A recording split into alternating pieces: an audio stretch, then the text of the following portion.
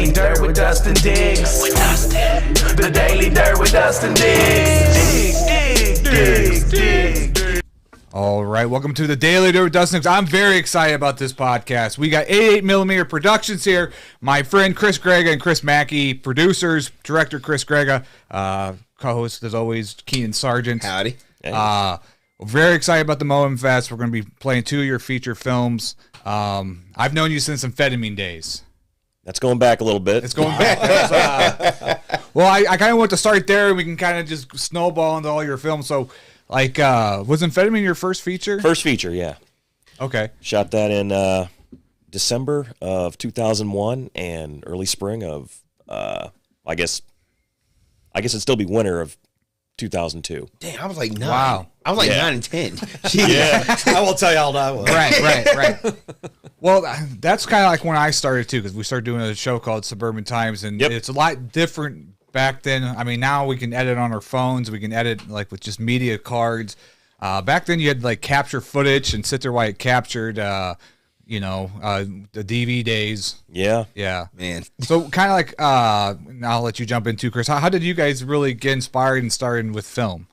Like, what's some of your guys' influences growing up? Because you're probably, I'm 90s guy, so I'm like Quentin Tarantino. Yeah. Patrick Swayze. Patrick Swayze. Well, he's a great actor. Yeah. Just watching Roadhouse today, as a matter of fact. Oh, yeah. Before I showed up. Yeah. My girlfriend loves that movie. So my favorite directors would be Ridley Scott, John Carpenter, and Walter Hill. Ooh. Okay. And nobody ever knows who Walter Hill is, but he's done so many spectacular movies. Is that The Warriors? The Warriors. Yes, yep. Favorite movie. Still. Red Heat, Southern Comfort, The Long Riders, Last Man Standing.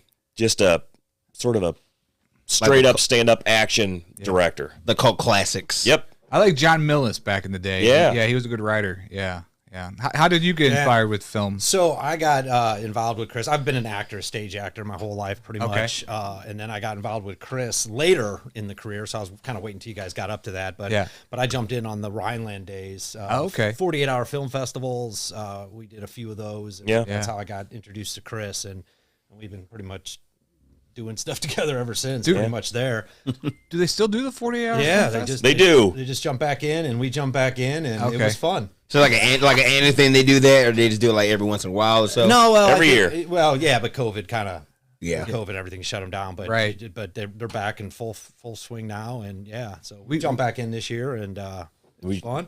It was fun. It was fun. Yeah. It was fun. That, right? Yeah, that's the most we'll say about it. It was fun. Well, it's hard to get a team together, and we try to do 48. Well, before him, I tried to do a 48-hour film, and I couldn't get the people all there on the weekend. It was hard to get everybody to be like, oh, I'm going to take this role and this role. But that's one thing I was always impressed with 88mm. You always seem like you have a good team. Because, I mean, obviously, a film, you can't make a film really yourself. I mean, I guess you could, but,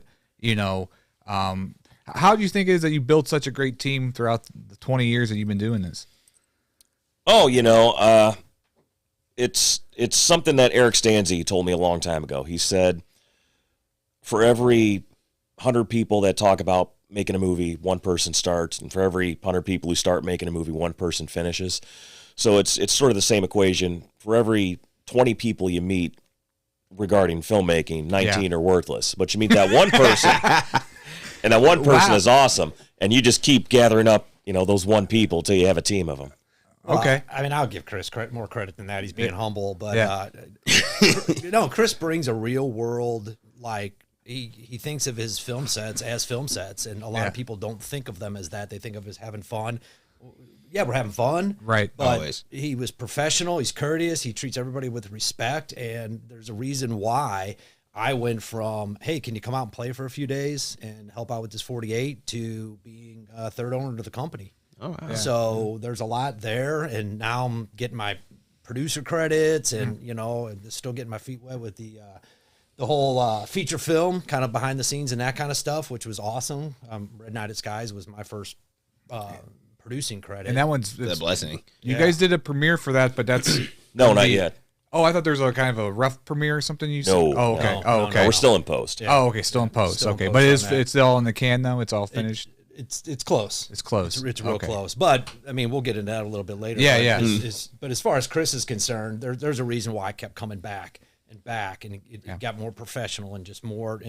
But Chris brought that, and everybody kept coming back. So then, like the chemistry was always strong. He kept going. yeah, the guy didn't play around. He's got good scripts, and he runs a tight ship. But we understand it's independent, right? Yeah. So nobody's fooling anybody. You know, you may get done at 1 in the morning or 4 in the morning. Oh, been there. Or been there. Yeah, we've all been there. Right. It sucks. So and you do what you got to do to make the film, and I learned a lot from that part of it. Right. Big difference in staging. Well, it's a tough thing to get just the right talent together, and even like the magnitude that 88mm films puts out. Like, I mean, you don't really see much films. There are some great talented people in St. Louis. I'm not trying to shit on St. Louis film, but like, there's only a certain amount that put out that type of quality, and it's hard to get that right. I mean, it's hard to.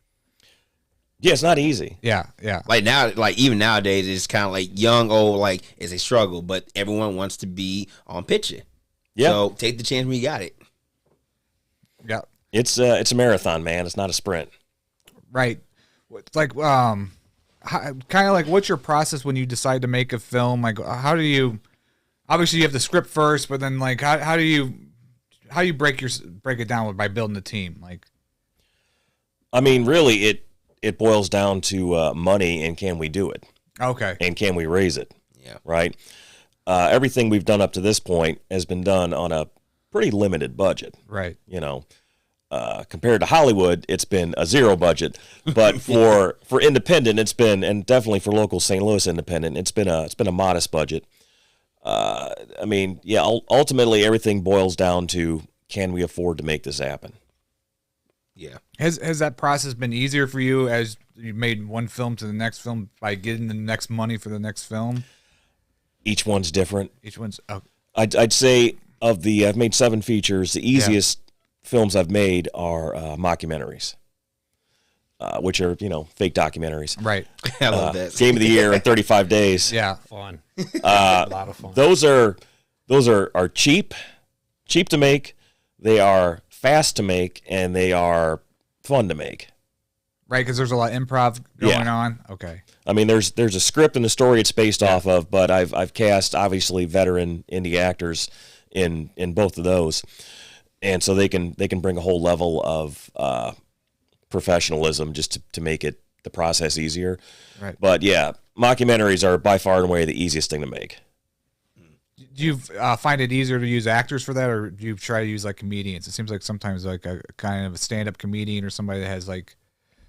Do you ever try working with that type of? I mean, I've worked with people they kind of have feet in both worlds a little bit. Oh, okay. But not. I mean, more like exclusively actors. Yeah. So I was watching a movie. I don't know if it's a mockumentary or not. The Dewey Cox story, Walk Hard. Like, would you call that mockumentary, or that just be just a straight comedy?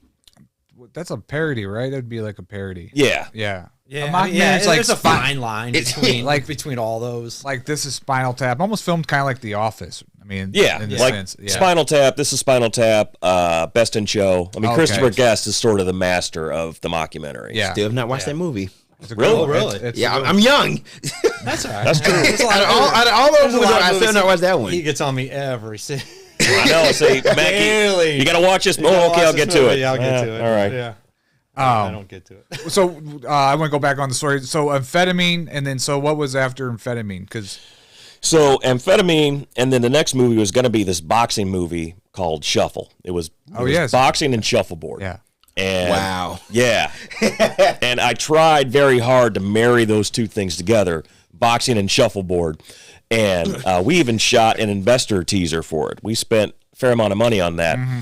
And I just could not make it work.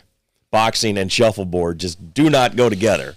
It's not like an Oreo, man. They don't. But it's the comedy behind it, though. I mean, I'll watch that.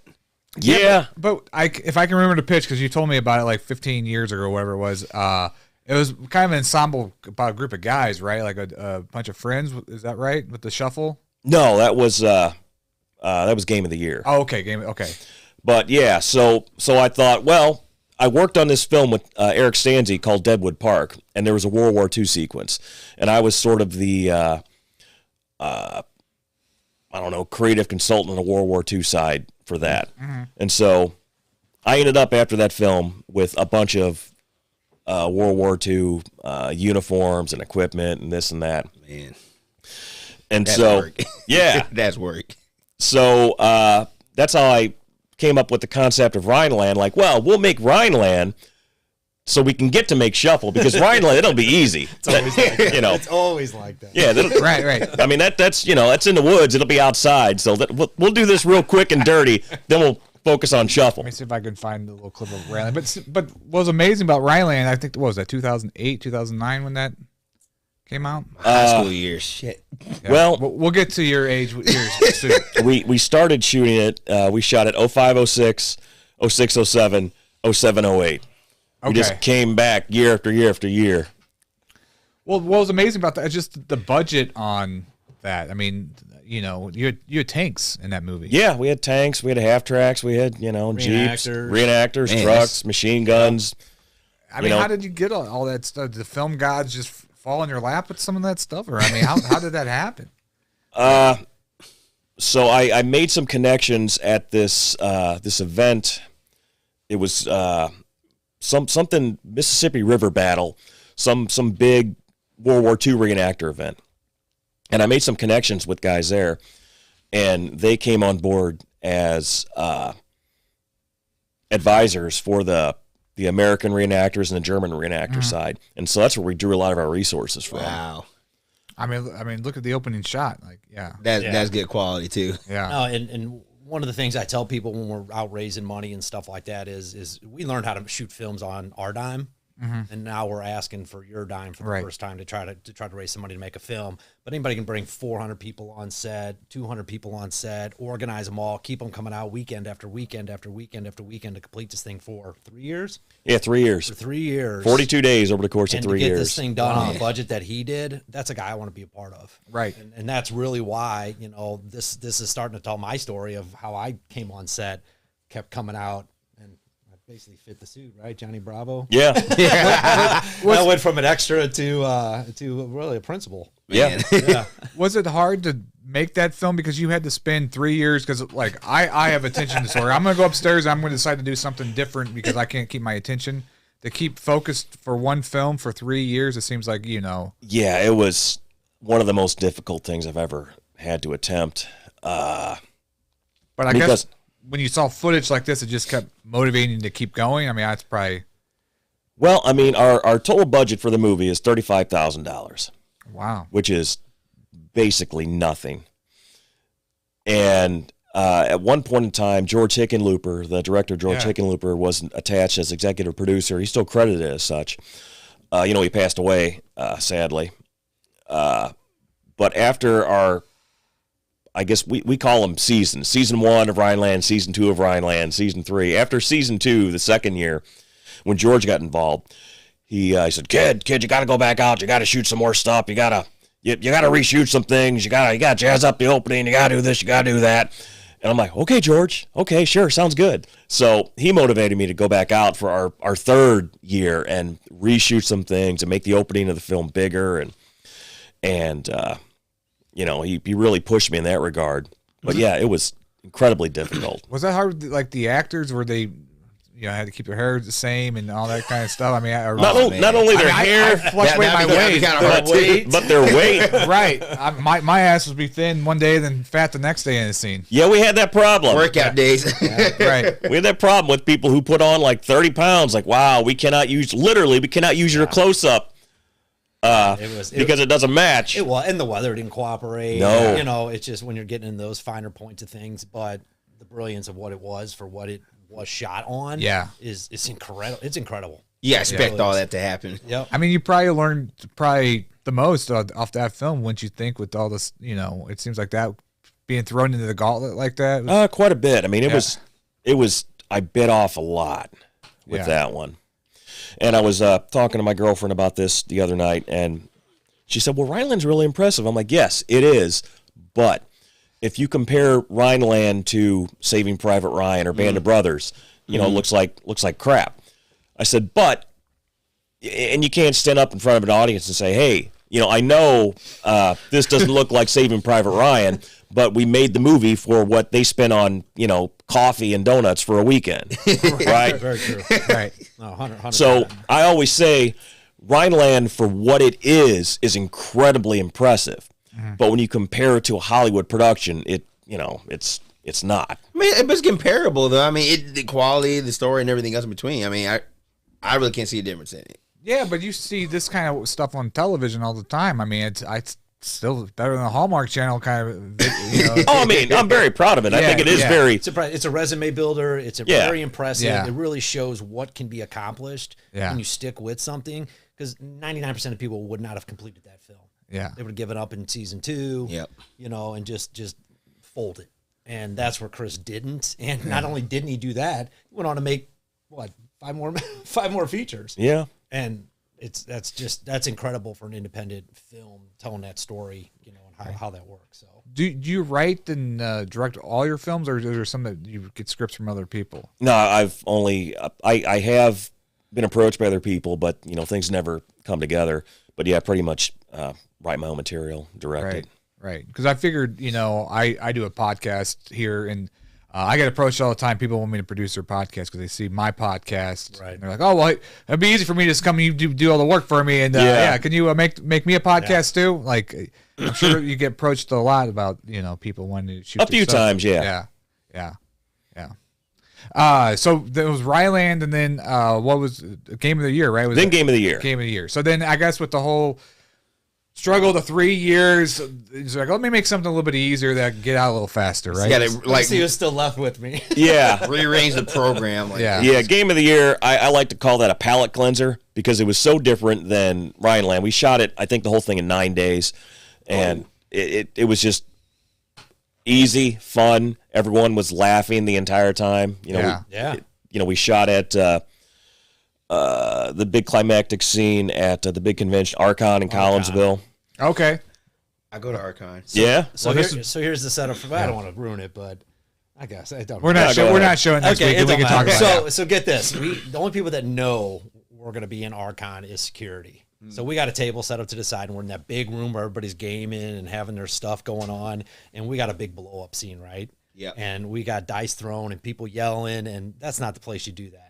Man. And it goes, and nobody knows except for security, and it happens, and the whole room just goes silent. And it sucks. I missed this year. Oh no, it wasn't this year. No, last year. So the people didn't know what was going on. No, they thought it was a real fight. They had no idea. Well, that's how you get the real reaction. That's exactly it. And I'm like, this is freaking genius. Everyone stops and looks. Stops. Well, we got one shot to do it, right? Yeah. You only get one shot to get that thing. So everybody's just talking about what are you going to do? What are you going to do? And he's like, actors just go. You know what to do. That's amazing. And he just had to make sure he had his handheld ready to go and following the scene. It was one of the really a fun experience for me. I was an actor on that one. Yeah. So I was one of the main actors in that one. So again, here I am, 9 days having fun, but guy had a beginning, middle, and end, and we completed it. It's one of our better movies, really. Yeah, I remember watching it at the Tivoli. I think I once saw it at the Film Fest, and I enjoyed it. Yeah, enjoyed it. It's a nice movie. Yeah. I think what's funny, like when you do like public, like shoots or whatever, and like all the other people, they're just walking and driving, and then they see some off the corner of their eye, and like, what the hell are they doing? Yeah, they don't even see the camera first. Yeah, find a camera. Then don't call the cops. Yeah, no, exactly. Well, that was what 2008, 9 or yep. Something. So now, if you did that shit, you'd have everybody with their cameras being pointed. Yeah, exactly. Yeah, so I didn't even think. Yes, yeah, I didn't even think about that. Back then, I find it would have gave us better publicity. Probably. I find it amazing because when I grew up, I had a camera, but nobody else had a camera, but nobody really liked filming things. I would try to be like, hey, you want to film this? People were like, no, I don't want to. Nobody liked holding the camera, but now everybody has a camera on their phone. They just want to film everything. Yeah. It's just kind of the way how media is so easy. Yeah, like TikTok, YouTube, everything. Yeah, and they don't even know what they're doing. They just get so much content and they take what they want, put out what they want, right? And you can edit right there on your phone. Right. So you've been involved since that film, and I know you use. We'll talk about Stephen, his tribute here. Heffernan, yes. But I noticed from even the Rhineland days, there's the same kind of actors. You use the same team with all your films. Now, when you write your film out, are you thinking these people in mind for this part, or is it kind of like, I got the script here, here's my buddies, let me fill in the blanks? No, I mean, I definitely write some parts with some actors in mind, right? Like our latest film. So our latest film, Red Night at Skies, was not supposed to be our latest film. Our latest film was supposed to be a boxing film called Cruiser, and that we shot an investor teaser for that. Spent $15,000 on this thing for like a little 2-minute clip. Oh my gosh! And we were raising over $250,000 for it. It was a pretty big. It was going to be definitely our biggest production to date. Yeah. And that was a Brock Roberts vehicle. He's our third partner of 88mm. Okay. He's also an actor. He's actor producer, and he got into really good shape. incredible shape. You know, he trained for 2 years as a boxer for this role, and then COVID shut everything down. Wow. Oof. And so for a little bit, I was at a total loss. Like, well, that's it. You know, I don't know what we're gonna do. And then I just kind of gathered my thoughts and wrote Red Night at Skies, where we slashed the budget dramatically, but it was still, in my mind, it was going to be a Brock Roberts vehicle.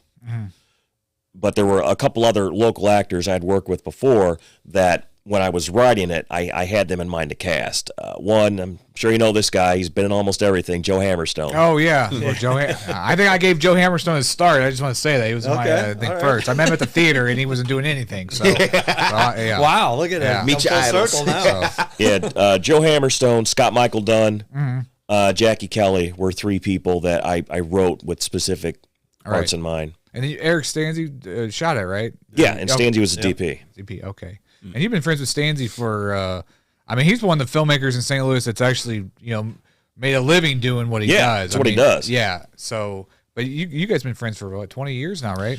Pretty close? Yeah, 30. I've known him for a long time. Oh my gosh! Wow. I've known Stanzi since high school, although we didn't hang out in high school at all. But yeah, you guys kind of came around and just started working together. Oh yeah, I love a film. Yeah. I mean, yeah. Well, it's even if you meet other filmmakers, it's tough to sometimes it's tough to have that creative collaboration with other creators. Oh, it is. Yeah, it is. It definitely is. Yeah. So I think writer director and he's cinematographer. Yeah, these guys clicked really well. Yeah, I'll tell you something about Stanzi. Stanzi is probably, in my opinion, the most accomplished filmmaker in St. Louis. I agree with that. Yeah, and the guy has done a lot. But when he gets on someone else's set, if he's working as a grip or whatever, that's what he does. Yeah. He doesn't give any, there's no ego, there's no attitude. I mean, Stanzi, he is. There's none of the St. Louis name dropping going none on. of that. Hey, He's like, South City like business work ethic. material. It's South City work yeah. ethic. You would never know. Hardworking. Yeah. You would never know all the things that Stanzi has done and accomplished in his life if he's working on your set, because he just comes in, does his job.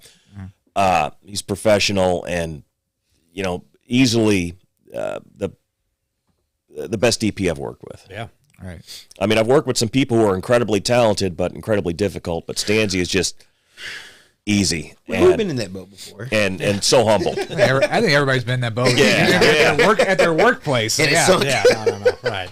Well, what type of actors do you like? The method acting kind of people, or what type of actors? I mean, what kind of actor are you, Chris? You kind of like how you find your characters and stuff. Pretty much straightforward. Like I said, coming from the stage, you get a little more time to get into your role. You get to practice. Everything's rehearsed, and then you get that live feedback automatically. Right. That's the benefit of doing this. Coming over to a film set, it's like, all right, move on.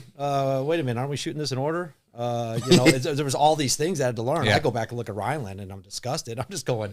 Because we shot some of the end first, and and I progressively got better. That was really my second time really being on film. Yeah, and I progressively got better for my own sense of how I do it. But no, I come in, learn the lines. Now I understand how to film. You get the sides. You come in, you're going to shoot certain things. So you don't really have time. You do, but not an independent film. You don't really have time to be a method actor per se. Do you do a full table read rehearsal before? Yeah, we do all that stuff, and you know your stuff, and you get your script, and you can kind of understand which character is being about. But generally, it's a tight shoot, it's a tight schedule, and everybody's just got to be ready to go and give your best when you get there. Right. So I can understand as the budget grows, the time grows, the days grow, that you might be able to do. But we don't write things that really we're not writing the Elephant Man.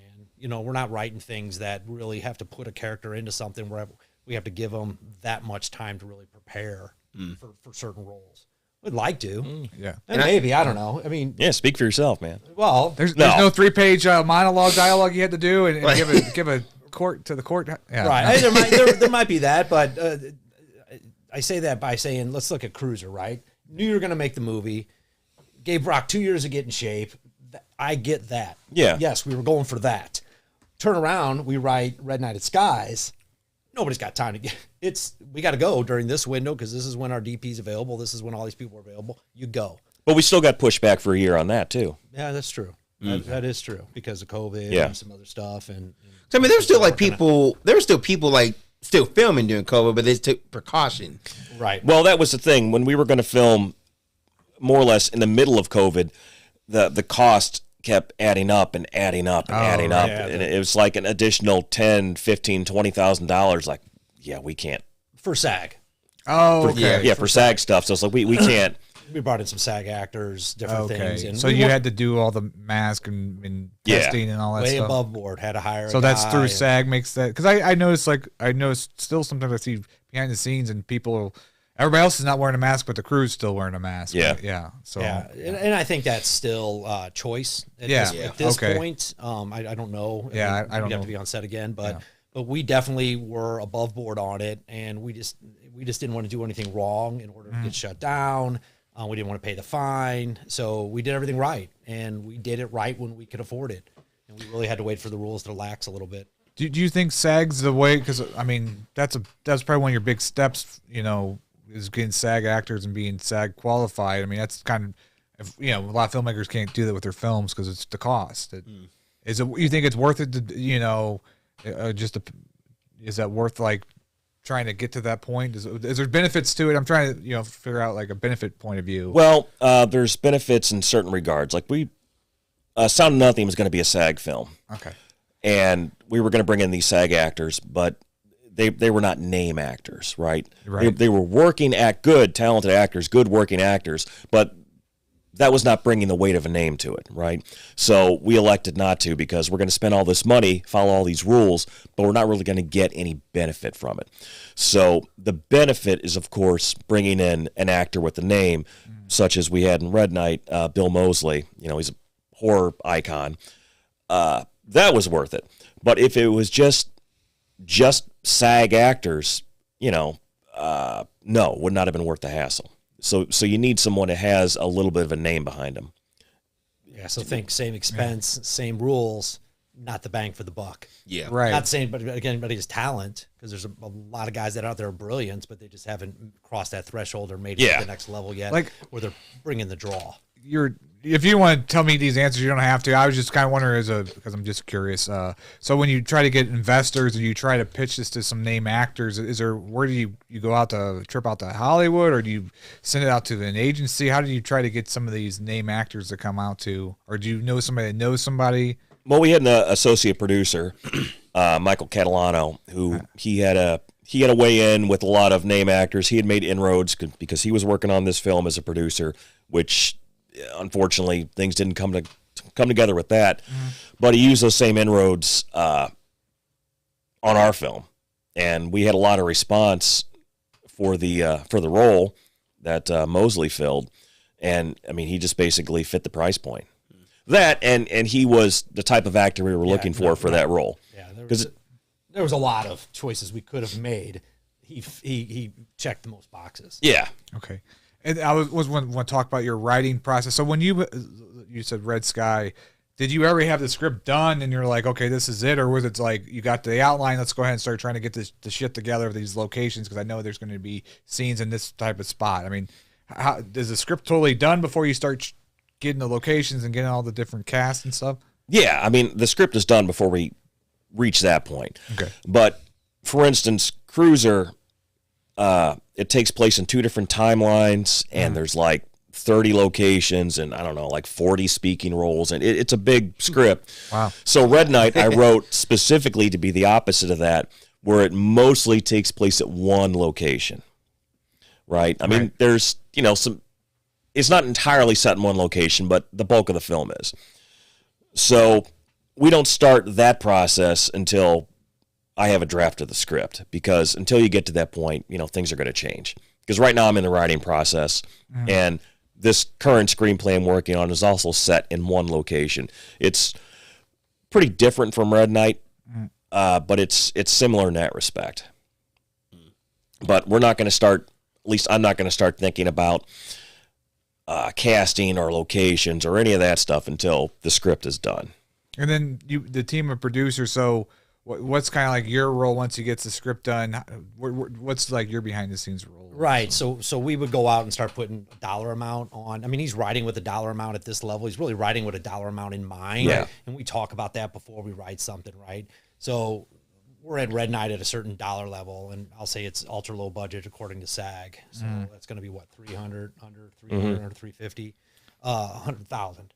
Yeah. So you break the scenes down and be like, okay, we have 4 actors here. We need them for that day. It's this So you look at it like any business, and that's really why I was brought in on the producer side of things. Is my background's in business, and I try to break things down from a business sense. So you look at your formula, right? What's the draw? The actors. What's the most cost? Labor. Right. So you start breaking things down, and then you say, how many times do we have to move? Are we going to go to a tax-free state and try to move that way? Okay, we can't afford to do that. And we just start looking at every single thing within the guise of what we've kind of already discussed based off of Chris's idea. So Chris will come and go, hey guys, I got one. Here's what it is. We're going to stick to our genre. You know, we're action horror. That's really where we want to kind of be at this point. That's our kind of what we're kind of streamlining towards. And he says, this is what I think. What do you guys think? Perfect. Let's go. Start writing the characters, figure out what we need. What do we need? Well, we need 1 main pole, maybe 2, maybe 3. What's that going to cost us? And then Brock and I start going to work and going, okay, what could this cost us? And so you have like a breakdown session where you do this? Right. Yeah. Well, yeah. You'll break it down in pre-production, and then you'll kind of figure out what it is. But we already got a number in mind. So let's say our next movie, we want to at least be 500,000. Right. So, and once you get to levels, it starts changing the way you get into dynamics of how you produce and do films. First thing I think you said, Chris, is money changes everything. Yeah. And it does. Yeah. So one of the reasons they brought me on board as an owner of the company is to really pitch Red Knight. I'm sorry, to pitch Cruiser. Yeah. Cruiser. They pitched it back to me. I'd worked with Chris for years, and I was acting, and I was like, hey, I'll get a part in this, right? I'll come out and have some fun with them. And they said, no, Macke, we want you to, we want to pitch this back to you. Tell us what you think. I ended up pitching it back to them, and they said, hey, come on board. You can help us raise some money. Yeah. Right. So, and we did well. We did well raising money. We did. And we did the honorable thing during COVID. We gave it all back. I think now mostly in movies. I don't know if we ever done it in our shit, but like in the middle of progress of film, would you ever have like the day that someone can't be there and you have to recast, or do you kind of just wait till everyone's there? That's gonna be a good answer. I can tell in Chris's face. Because recasting kind of hurts. That's a good question. Man, it's actually sort of a painful story. Ooh. So on Red Knight, I'm not even sure if I want to say the people's names. No, I'm not going to say. You got to suppose. Yeah, please don't. I would. And it's not a knock on anyone. So one of the main villains in Red Knight is this pawn shop owner, the owner of Sky's Pawn Shop. So there's this actor we had worked with before, one of the best actors I've ever seen, ever worked with. Fantastic gentleman, older guy. So I had not worked with him for about 5 years, and I had not seen him in 5 years. So when we brought him in for his first day on set, he looked like he aged about 15 years. Like he was just not in good shape. And we immediately knew, me, Chris, Eric, the whole production team, like we can't. Yeah, we had to have an emergency meeting and talk. We can't shoot with him because he physically can't do it. It was a danger to himself. Really. Right. Okay. Gotcha. So on the spot, I mean, that particular day, all he had to do was walk down a hallway holding a sign. For a scene in the film, and he had to sit down between takes doing that. So I basically, on the spot, promoted an actor in the film, a character who was playing his character's brother in the film. This character became now the pawn, and he's a fine actor, Shane Schultz. Oh yeah, he became the owner of the pawn shop. And then I brought in another actor I'd worked with many times before, Andy Bird, who'd also worked as a producer on stuff, Rhineland in particular. And he became the brother of the pawn shop owner character. And that's something we had to do in the middle of the day. Yeah. And it's like, Mackie, get on the phone. This is who we're calling. See who can make it. This is who we want. And then we started figuring out how we're going to have to reshoot. Yeah. I think the thing Keenan was saying is, like, when you get to a certain level, like you're making a real film, I'm not saying our films aren't real, but I'm saying people are going to take it more serious, that they're going to schedule, you know, their life problems out during that week or month you guys film it, and make sure they're dedicated to that. I mean, most people get at that level, once you start getting into that and they're getting it's a paid gig, they're already either professional actors or they're working in the industry. Yeah. And you give them enough time to book it out. But you're also, think about how we shot Rhineland in 3 years. Yeah. We've changed that now. Now we shoot in week blocks. So our next movie, we know we need 34 days, right? Let's say straight through. Now, maybe not weekends or if there's something in there, we don't want to pay the overtime. So they would get the day off and we would just move on to the next week. But it'd be like working your regular job. So think about that. Would be a lot easier not to get somebody to flake out on you or say they can't make it. And you got contracts that kind of back you up. Yeah, I'd say that Red Knight is 100% our last film, because this one kind of straddled both worlds. The total do-it-yourself indie film and the professional, this is a job film world. Yeah. And we're definitely moving to the other side of that line for the next project. You know, this was sort of 1 foot in here, one foot on the other side. Right. Well, because I know, like, in certain movies that you guys do, you got a character, you want someone to actually fit the look, fit the style, whatever. And then, like we said before, recasting, it can hurt. It can hurt some people. I've seen it on shows. But at the same time, you want to be able to kind of think, okay, if something does happen, then, like you say, board meeting, change something real quick, and then let's see where it goes from there. Yeah, we had that happen on Rhineland, as a matter of fact. Yeah, that's how Mackie got promoted. That's that's how Giannakis. Oh yeah. Because that's how he brought in. Yeah, because original actor just wasn't showing up. Well, he was showing up. He was showing up hungover. He was leaving early. He was being a distraction. Yeah. So it was like, hey man, we're gonna have to cut you loose. And then we brought in someone else, which ironically was physically and personality-wise the complete opposite of the original actor. Man. Very true. But it all worked out. Yeah, we learned a lot about how to run a set a little tighter too. I think as far as not being as loose as we want to be. Yeah. And I wasn't part of it. I was just kind of watching as things were going on. I'm like, what, that happened? How did that happen? Well, that'll never happen again. How do you set those? Do you do it at the beginning to set the tone of, like, okay, we're gonna have a meeting before this film starts. You have like a little bullet point, PowerPoint. Okay, this is this. I mean, how do you or do you just kind of set the tone when you come into the set? I mean, we set the tone at the beginning. You know, expectations are set, and we just try to maintain that. Yeah, it's not hard. It's like any other professional thing you walk into, and that's. I mean, on Red Knight, we were working 100% professionals. Yeah, these guys did it. Sean Kilker's our sound. I mean, these are guys that just industry standards across the board that you would know in St. Louis. So we were really lucky there. We didn't really have to say anything. I will tell a story about it was that whole thing with the Rust had happened with Baldwin. Oh, and right. that whole situation that happened there. And of course, we have some gunfire and we have blanks and we have certain things. Yeah, check your weapons. So we took it upon ourselves to not allow the cast to come to us. We overdid it for the cast. So we brought in a gun wrangler, which we already had on set. And we had double checks and triple checks. And so you try to get out in front of that stuff. Right. So when a problem does arise that you're not planning on, that you're already prepared for, you just take that next step up. And everybody improving for professional. Right. And not having such a loose set brings everybody together.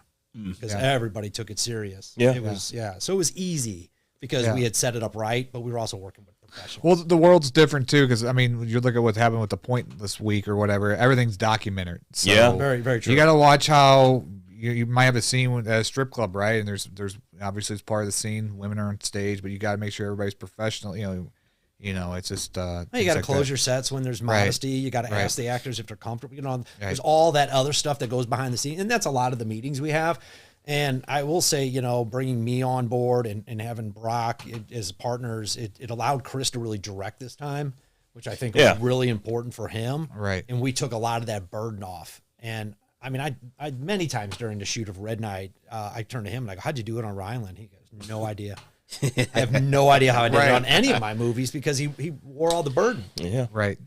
Is the tank going to show up? If the tank don't show up, everybody might go home. Now, were everybody like professional tank drivers, or do you have to kind of just train for that too? No. No, they owned all the heavy equipment. You didn't touch the tank. You didn't drive the tank. You didn't do that. You tell the tank where to go, and the guy drives it. Wow. Yeah. Can't even look at the tank. Don't even look at the tank. We need to try aircrafts next. My tank. Well, I want to get into the 35 days of post production, honestly. But what came after Rhineland, so I know my timeline correctly? After Rhineland was Game of the Year. Game of the Year. After Game of the Year was Sound of Nothing. Oh, really? Okay, I thought Sound of Nothing was after. Okay, so let's talk about Sound of Nothing. I feel like when I haven't seen the film, but when I watched the trailer and the clips that you sent me, I feel like it's very inspired by the Walking Dead. Kind of.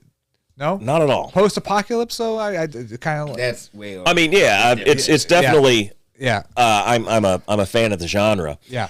And I really like the comics, The Walking Dead. The show, not so much. Especially but the comics, I love the comics. Yeah. But no, I always wanted to make a zombie movie, but I didn't want to do sort of the typical, day one, the world's ending sort of thing. So this was like 6 years after everything happens. I think like that 28 Days Later, I think is that one movie? Yeah. Yeah. Most of them are immediate, and it happens, and it grows, and it goes. That's why I liked it. It was like, and this happens, and then all of a sudden flash to a farm. Yeah, like, and this is a slow burn sort of film, and I like to call it a post-apocalyptic father-daughter western. Okay, so when this sparked in your head that I'm going to do this film, can you bring it back to a certain point in your life? Oh yeah, after Rhineland and after Game of the Year, this is what 2010, 2011, something like that. At that point, I had decided that Shuffle was definitely not going to happen.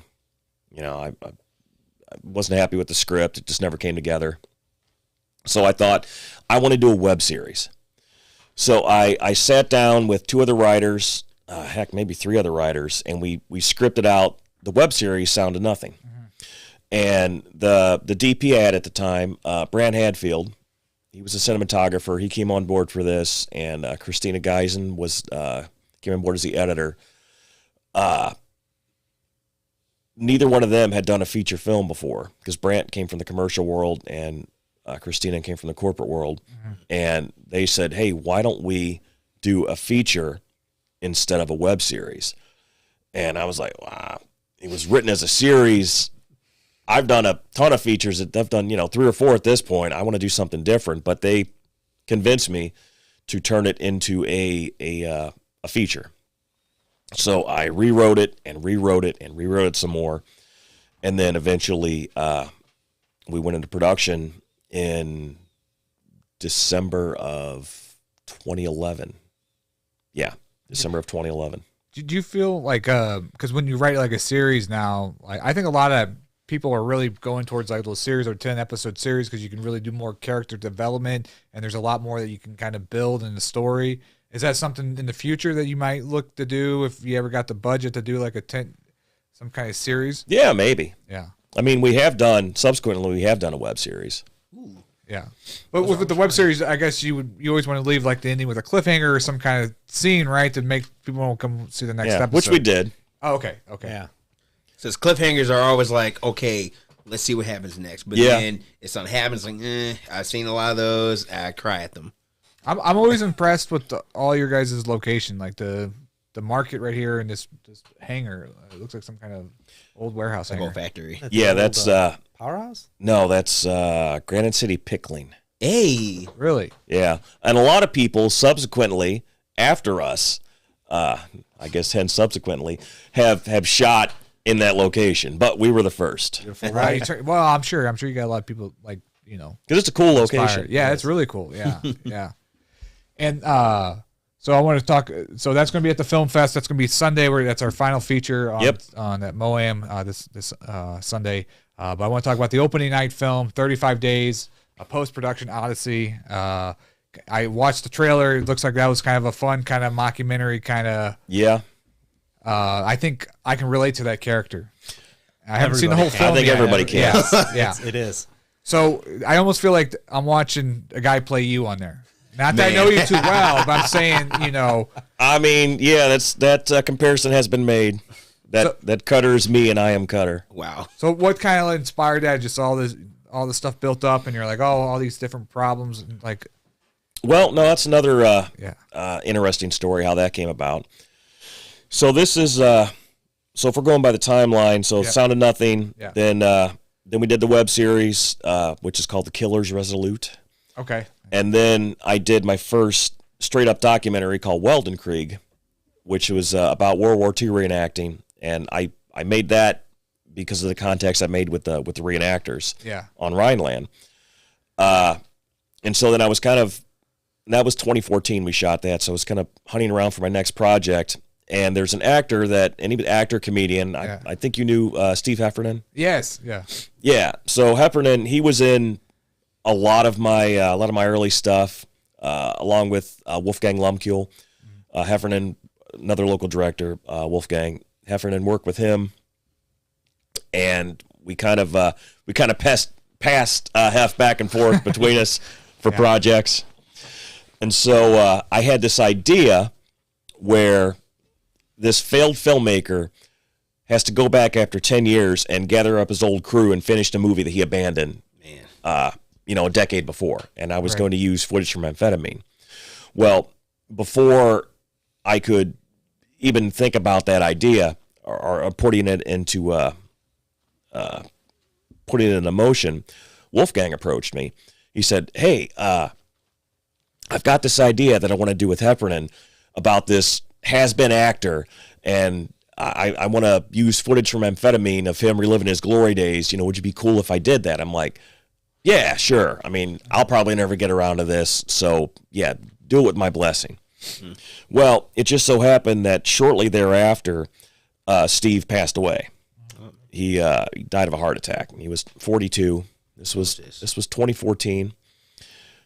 So, ironically enough, or interestingly enough, I saw him the day before he died.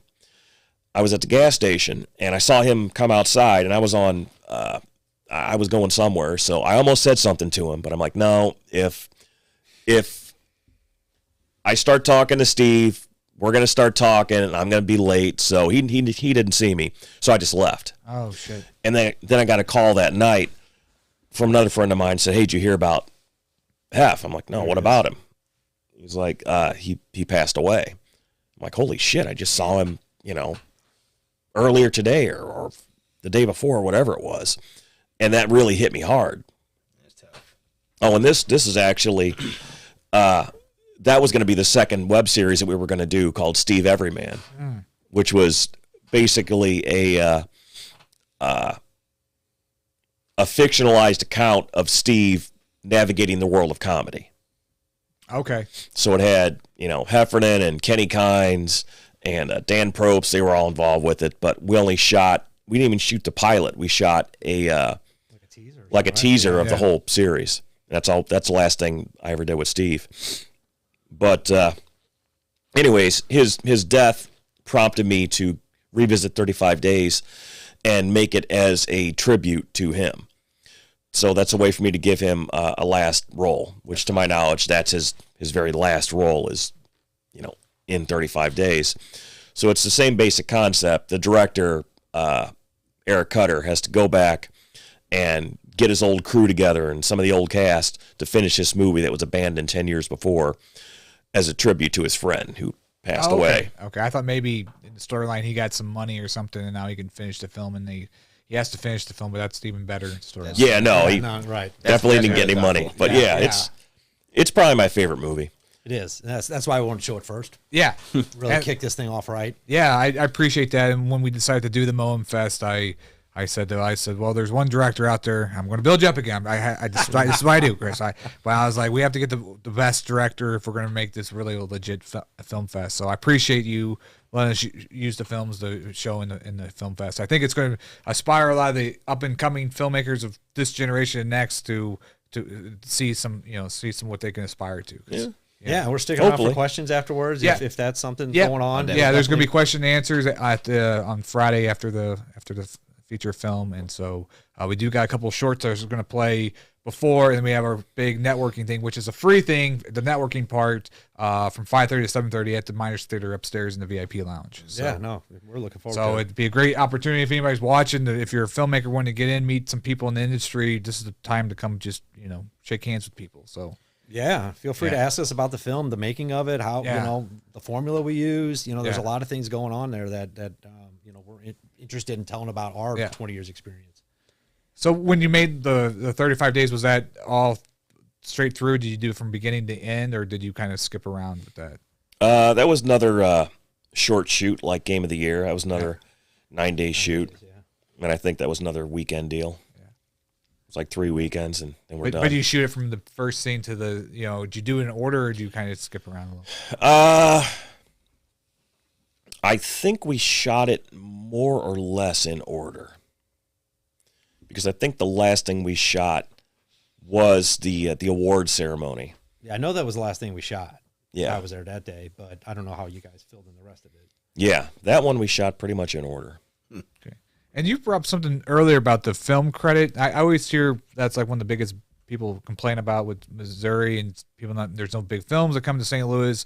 The last one was like up in the air because of the film credit. Like, what kind of explain to the audience, like they're saving a lot of money with not paying taxes on. Correct. Yeah, they give you a tax credit, so going into your film, you're at least going to get X amount back. So it's easier to go back to investors. So let's say you got $1 million film going in. At $1 million, you might get $250,000 of that back guaranteed from the state, just to have your film in the state, because they know it's going to generate revenue for you. So when I go to an investor, let's say, I can say, hey, I'm shooting in XYZ state. I already got $250,000 in the bank back. It's $1 million film, so I can bank on that going to somebody. Or if we're funding it ourselves, we already know that that's it. So a lot of states, like you'll see, like cities, Atlanta, Georgia's doing a lot of stuff now. There's a lot of states that are doing it. You just got to have the budget to get there, put your people up, and that kind of stuff. So Missouri had it. I think they took it away. Yeah. So they don't have it anymore. Yeah. Illinois might have some, but we're definitely going to be looking at that for our next film. But this one we had to go with kind of where we were, and our budget wasn't big enough to really bring that into fruition. We're only looking at $1,000. I always thought that they don't pay sales tax on some of their stuff they use, but that's not it. They actually get a certain amount back if they decide. Yeah, to you're talking about the state, like actual, not federal, but the state tax. The tax credit. The tax, right. It's like, almost like a kind of like a grant or something, right? So similar kind of. Yeah, but when you go to file your taxes for your company, yeah, you can go ahead because each movie is generally an independent company. When you kind of do that, it's its own LLC. That's basically how people do it. So when you go to file, like for the state of Missouri, you would get that back automatically because there'd be a tax credit, just like a child tax credit or anything else that you would get. Now, we could use, just like any other non-for-profit, if we were that way, you could do that and try to get no sales tax. And I'm sure there's little things like that. Yeah. We've never looked into anything like that, though. Yeah. So after Red Sky, what you said you're working on writing something right now? Yeah. No spoilers? Right now, there's sort of 2 ideas in the hopper. Well, there were 3, but really 2 that fit into our genre path we're taking. One is possibly a sequel to Red Knighted Skies, Red Knight 2. And the other is a straight-up vampire movie. Oh, shit. That'd be fun. A lot of people today. With a little bit of a twist to it. Yeah. A lot of people today, if it comes to monsters, vampires, and zombies. I mean, honestly... It seems like it goes in zombies was big back 7 years ago. It goes in different kind of the disease plague zombies. Yeah, like Dawn of the Dead zombies. Yeah. I'm kind of tired of the superhero stuff. I'm just a little done with all that superhero shit. I'm just need a little break. It's hard to find the new idea, right? It's too many spin-offs. It's too many I can watch a show of that one for 10 episodes. Yeah. We know from our standpoint that the horror, that crowd is very loyal. Yeah. And you can tell a good story, and they just go with the flow. And we love, I love that crowd. Yeah, exactly. So we love that crowd. It crosses so many generations. It crosses so many audience members that you can just sit down and have a great popcorn kind of just thriller and just watch it. But then you got shows like Cobra Kai, which is basically Karate Kid, and honestly, that's like one of my favorite shows. Oh, it's a fantastic show. Fantastic. Well, it's nostalgia brings back all when I just was a kid watch Karate Kid. It's they even changed anything really. That's touches my heartstring. That yeah. Somebody did that real smart, and they knew exactly what they were doing to make a few bucks. So I was going to say earlier, like you make a movie and get your set actors, all right, cool, you got it done, but then whether it's another series or another movie, and then you bring back some of the old characters, it's like that's appreciation. You know, you definitely keeping the old feel to it. But like Cobra Kai, same characters, same music, whatever. I'm like, I can deal with this. Looking later this year Yeah. for Red Knighted Skies to be finished. And then we'll kind of see where that goes. And then that'll kind of put our budget together for the next film. Chris will have a couple in the hopper. Yep. So you always got to have, talking about that planning phase. Yes. Always got to have that. If Chris didn't have an idea, that's what we always talk about. If somebody gives me $1 million today and says, do a movie tomorrow, I couldn't do it. Because I need the idea. I need to break down the script. I need to find my locations. I need to hire a cast. I need to hire a crew, right? There's all these things that go into it. So his job is, let's get some scripts. Let's stay within our world, and let's see how good Red Knighted Skies does, and then let's go full bore into the next one. Well, one thing I noticed too is a lot of people will make a film and they'll put it into a film fest and then they just stop promoting it too. Do you still send your old stuff out, these old movies? Are you still trying to get them streamed to different streaming platforms? I mean, got a couple on a great film festival coming up. Well, that's true. That's true. But but the thing is, do you still push the old stuff out too? I mean, I don't personally. My old shit's like it's right there in that box with a bunch of DVDs. Hey, we got that. I mean, we just now recently have everything up on Vimeo, all of our old features. Oh, okay. And so that's something people can subscribe to. 8mm Productions. Yeah, we have them for rent or buy on there because okay, it's the older material. So, that's not our movie. Okay, good animation. Well, yeah, I don't pay for the YouTube thing. I'm sorry. No, you can go out to 88mm films or productions.com. 88mm films. Yeah, 88mmfilms.com, and you'll see everything that's going on, anything new coming up. You also, there's a rent or buy option just because that's where we put them, because that's a next level kind of thing for us. Right. But we believe if Red Knight does well, people will retro back, start looking at your other stuff because they're interested in what you've kind of done. But we're really taking what we learned to the next step, and we think we've done that with Red Knight because it has to look like a movie, right? Which it does. No sound, no visual problems, none of that. Everything's good. We got an actor that pulls. We got great acting in it, and then you kind of go from there. And then the next one, you just hope to take the next step from there. So, do you try to get like a company to do distribution with some of these? Like, is that some of the options?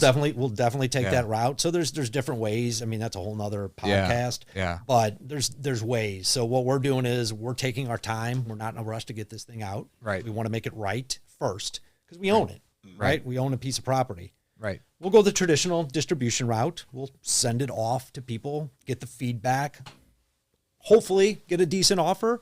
If we don't, there's other routes. There's so much going on with AVOD and, SVOD and everything that goes on in line now, and, and the streaming services, that there's options for filmmakers now. Right. And then there's the festivals and that route and stuff. So we got a calendar. Yeah. And we're just working our plan. And that's all you can really do is just kind of stick to your plan and not try to get ahead of yourself and just take things one step at a time. Yeah, with technology, it's a kind of a good thing that there's all these different things out there. There's so many different options, but also as somebody that creates stuff, it sucks that it's so oversaturated. A lot of things are with like all these different streaming platforms. It is. Yeah. And the price, like, it's what, $0.01 per hour for Amazon or something like that. Something weird like that. Yeah, $18.99 a month. Right, exactly. Well, no, that's what the filmmaker gets paid. So you get really right. So you need so many clicks and hits that you got to find your niche for your movie, and hopefully. And we're just looking to. We don't want to be rich, right? It'd be nice if we were, but we're just looking to make films. Yeah. I mean, like really, just loving your craft and content. Yeah, just let me make the next film. Yeah, it's there's definite pluses and minuses to the world we live in today. Yeah. Because you're right, there's so much content out there.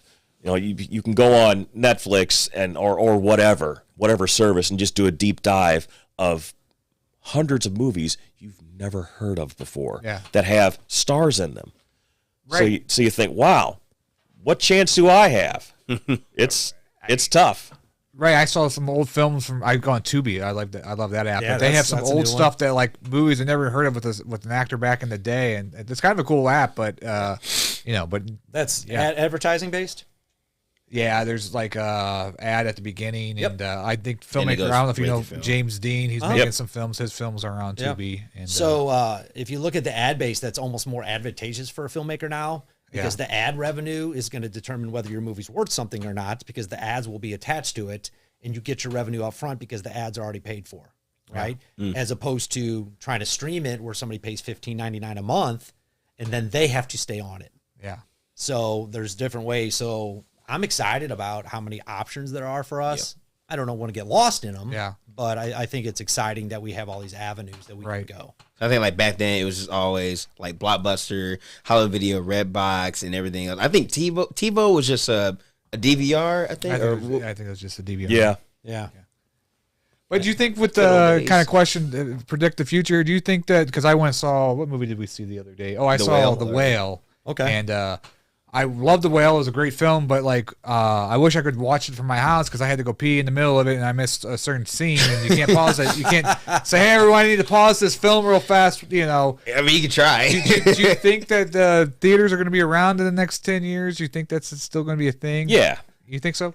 I mean, are they going to be as popular as they were? No. Right. But, I mean, people are always going to want – you're going to want a date night. Right? Yeah. Right. People are always going to want to go out, and there's going to be sort of tentpole movies that people are, by and large, going to want to see in the theater. Yeah. Yeah. Right? The experience. But is that your main source of media? No. It's going to be sitting on your couch streaming. Right. But are they going to completely go away? No, because just like a restaurant, you can cook at home.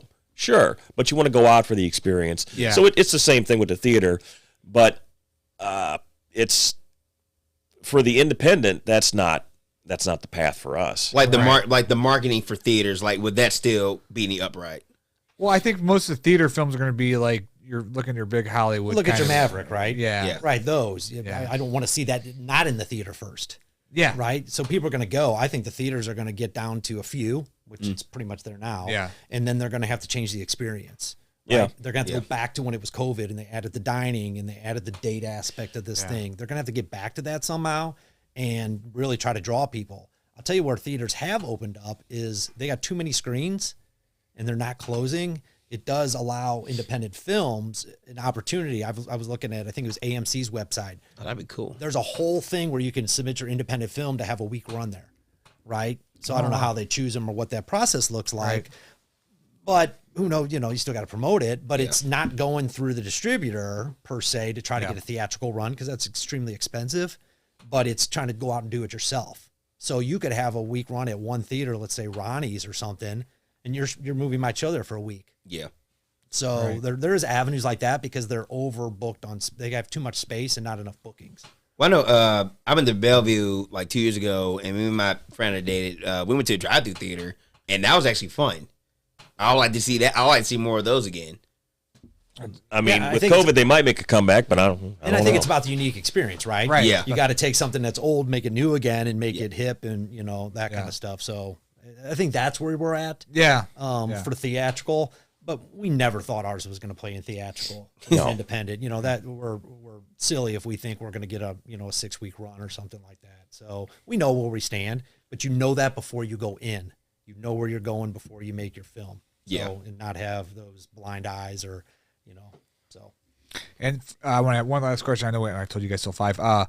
When you create something, because when I create something, let's say like the film fest or something, where I do like my satisfaction when I feel like it's complete, like the day of the film fest, even if the film fest falls apart, folks, I still feel satisfied that like I got this thing together. Now, when did you kind of get that feeling when your film is done? Like when do you get that?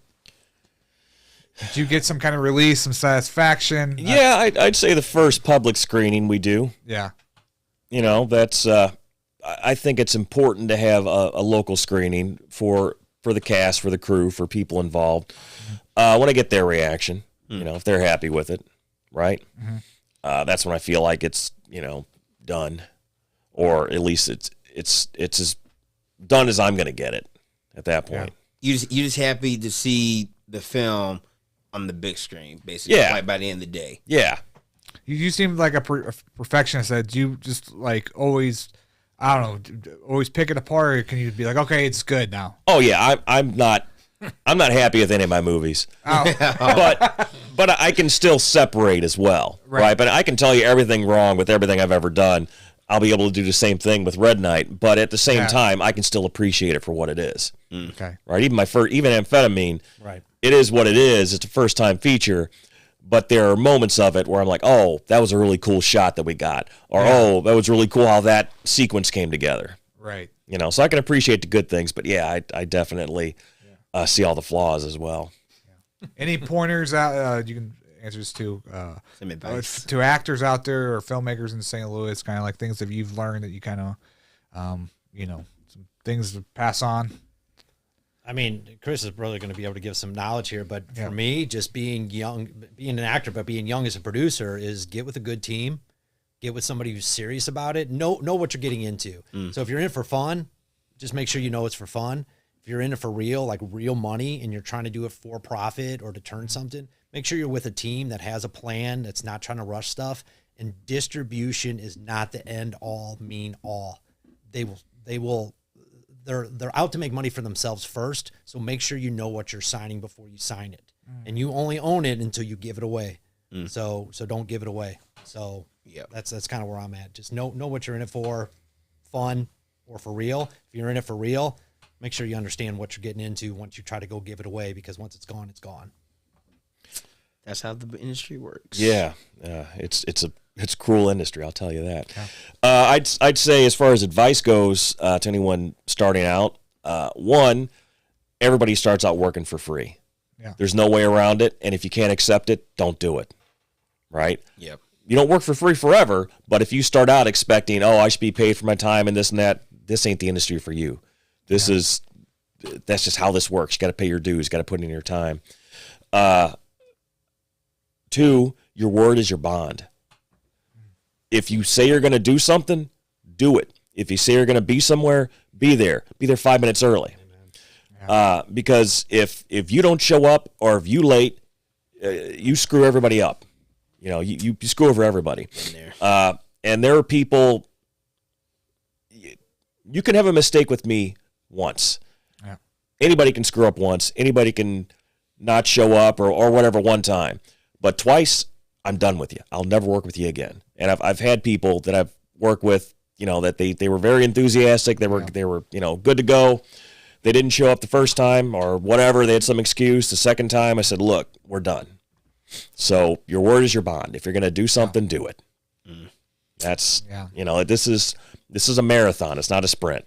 Yeah, then those people probably end up being haters on you and stuff and whatever. But maybe. So that's St. Louis. We're trying to fix that, folks. We're trying to fix that. Well, one day at a time. Communication's key. Yeah. Yep. So, well, thank you guys so much for being on the show. Thank you. I'm looking forward to showing both films at the M.O.A.M Fest next Friday and Saturday and Sunday at the. Go ahead. At the Miners Theater in Collinsville, Illinois. Get your tickets, $35 VIP. Don't miss it. Yeah, dude. MC Mr. Keenan Sargent there. Yeah. Welcome to M.O.A.M Festival in Collinsville, Illinois. Hey, that's pretty good. That's pretty good. Yeah. That's right. I guess you get the job.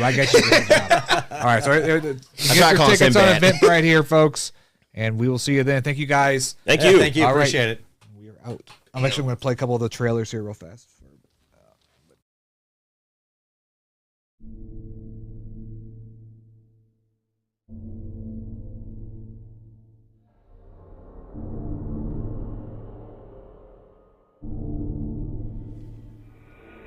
We need more gun oil. That was our last can of food, too. Looks like I'm going into town. Don't you mean we? No.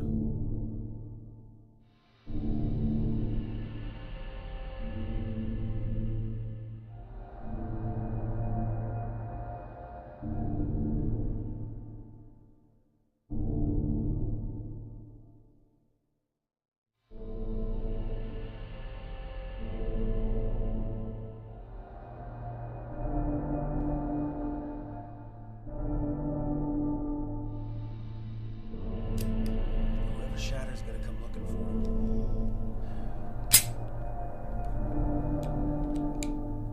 I should probably get rid of her.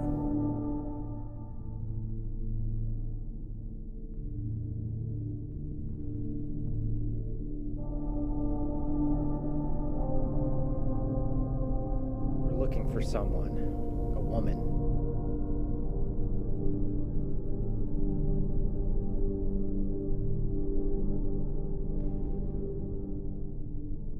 Where's she headed, soldier?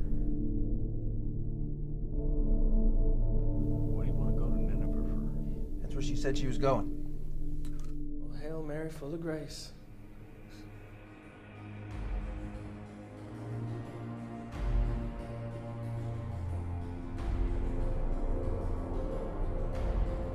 The world's changed, brother. It belongs to us. We gotta do whatever it takes to protect it. You don't trust anybody. Sometimes I think you don't even trust me.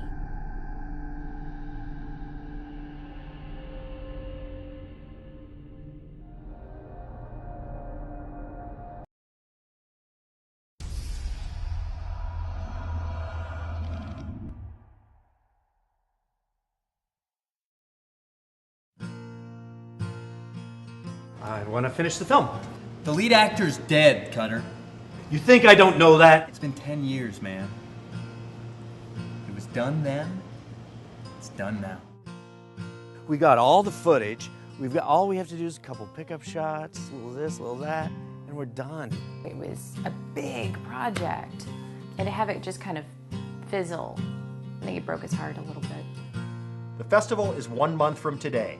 You have that long to get a cut together. If you do not deliver a cut to the theater on time, then you do not screen. Skip will do it. Kelly will do it. Everybody, I'll get everybody to do it. You think you'll make it in time? No.